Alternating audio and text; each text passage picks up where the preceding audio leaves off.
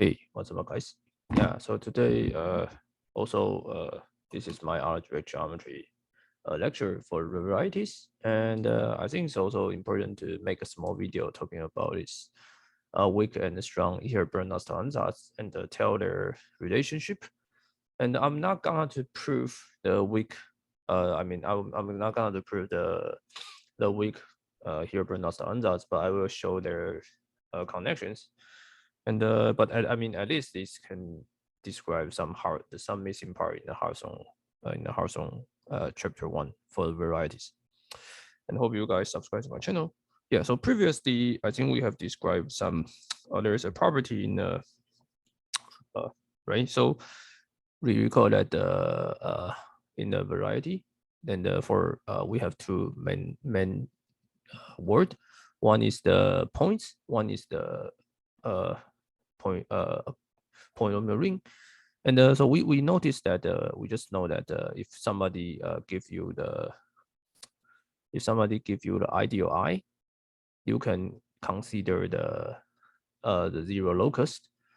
So let's say this I is finitely generated. As I said, that this using the Hilbert basis theorem, any ideal in the polynomial ring, that's a case algebraic field. In this A is finitely generated. So you can take the zero set, which is the locus.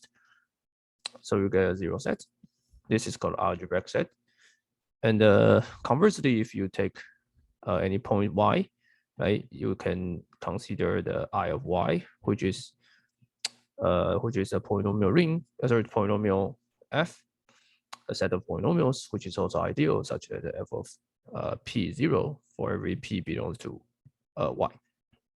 Okay, and if you introduce this Zariski topology, and then you say that the closed set is just algebraic set, then you will get the following two results. One is that if you take y belongs to a kn, and you take the ideal of y, and you take the zero set, then you get a closure. Right? This is almost trivial by definition. But another direction which is not so trivial is that if you take ideal in A, and you take the zero set, right? You take zero set, and then you can take the ideal back, right? You take ideal back. It's a it's by notation. Yeah, that's maybe using A. Okay, and take ideal. Okay, you will get square root of A. Okay, so square root of A means that the radical of A.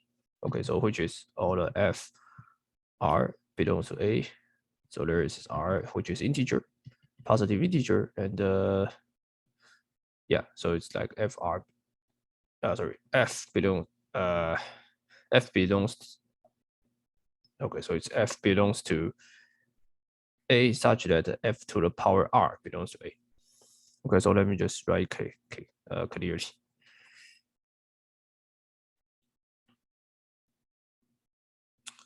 Okay, so let me just, so the square root of A by definition is just f belongs to polynomial ring such that fr belongs to A. Okay. So the results basically is you take a zero locus of A, you take the ideal, you will get square root A. And the least is one form of the Hilbert-Nullstellensatz. Okay, so this Nullstellensatz, I hope I pronounce it correct. This is like German word. So Nullstellensatz means the zero set. Okay, so let's write down two Nullstellensatz form and prove their relation, and using this to, yeah, I mean, just talk about some. I think it's important that although proving the Nullstellensatz in general is difficult, I mean, you need some work, but yeah, but at least I think one can know some basic. One can still prove. One can still say something. Okay, so like first one is the weak Nullstellensatz.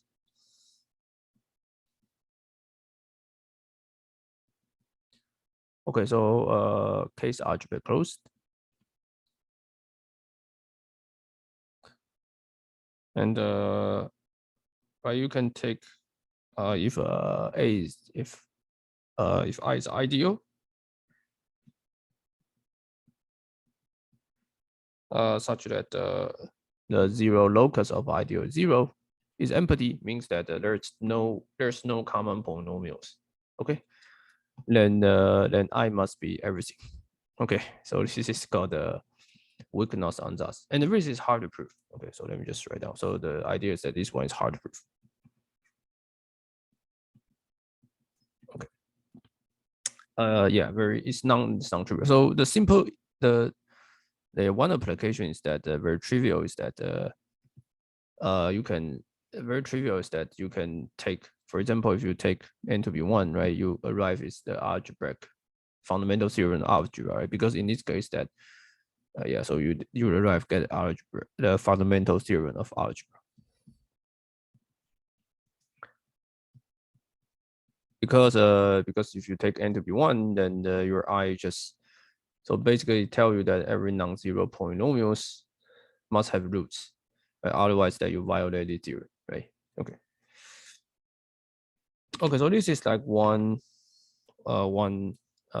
yeah. Okay, and for example, yes, okay. So this means that if this means that the only this also has the other form. Okay, so let's talk about the other form.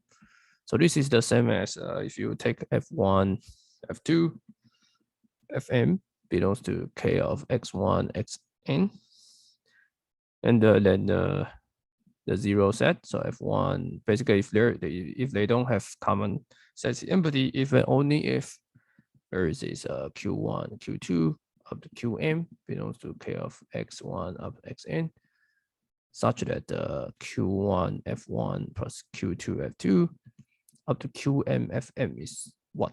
Okay.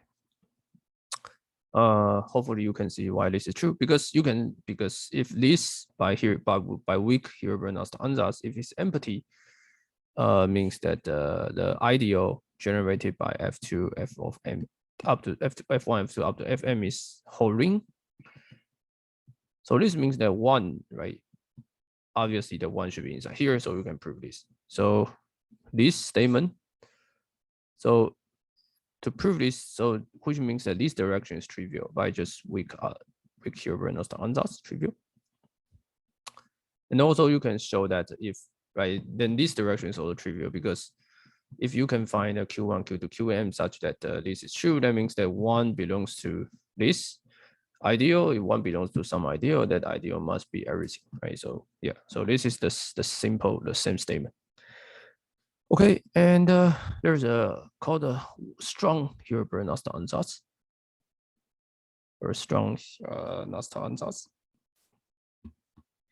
So usually this one is called Hilbert ansatz and also called strong ansatz.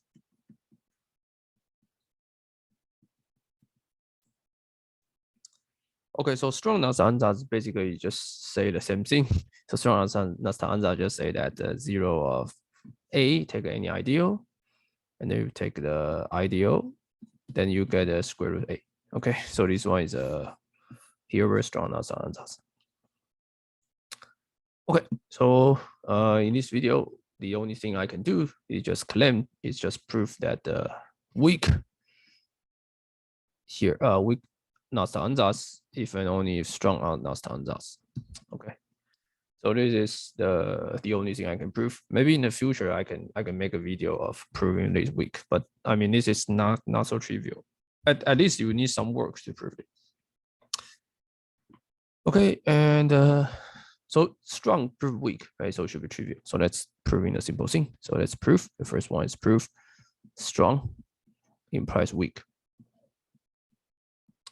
Okay, so weak means what? Remember, the weak means that if you have f1 up to fm generated to be k of all ring, then there's no roots, right? There is no roots. So there's no roots.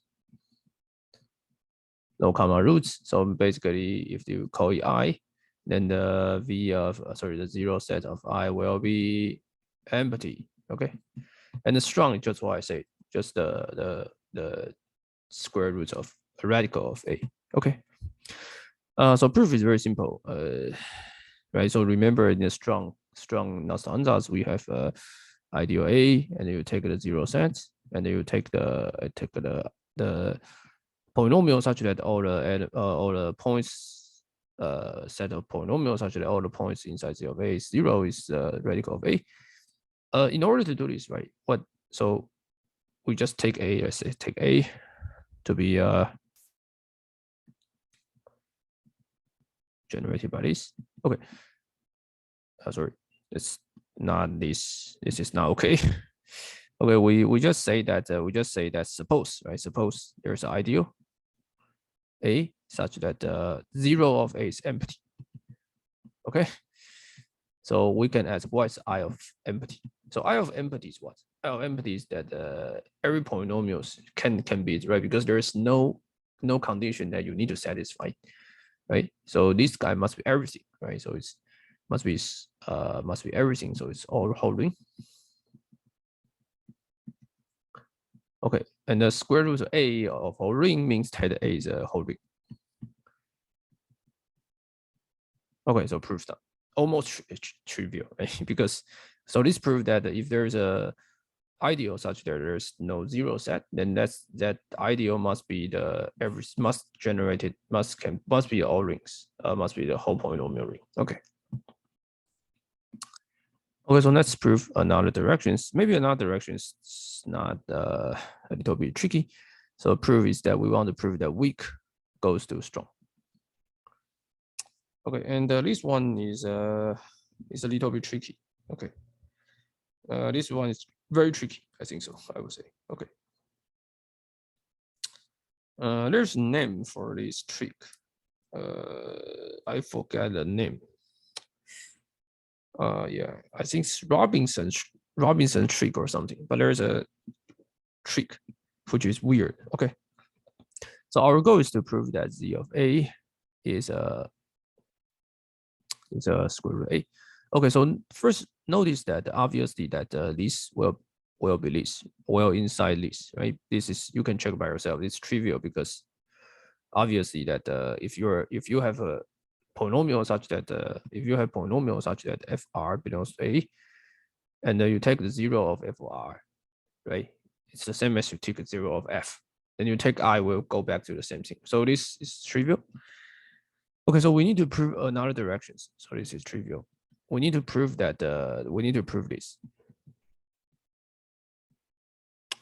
Okay, so the idea is that we take okay, the idea is that we take F, right, belongs to here. Okay, and we consider another variable T.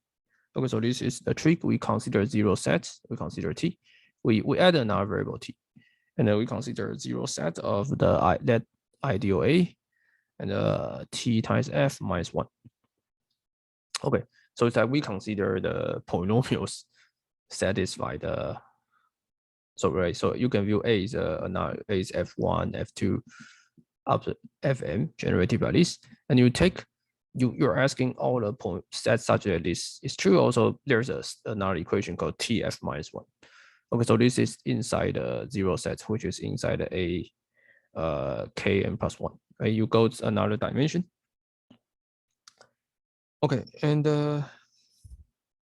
obviously that there's, okay, so first you need to, so easy to check that there's no solution. There's no solution for this one. So there's no solution means that the ZA TF minus 1 is empty. The reason is trivial because this is the same as you solve F1 equals 0, F2 equals 0, up to Fm goes to 0, right? Because I mean, sorry, you take F to be here, right? So which TF will be a linear combination. Sorry, it's not like this. This is okay. The reason is trivial is that we assume that this F belongs to this. which means that every locus, zero locus, f take on this z of a point will be zero. Okay, but in order for this equation to satisfy, you need another final equation, which is tf equals to 1, right? But f is 0, right? So if f is 0, then the tf minus 1 must be minus 1, cannot be 0.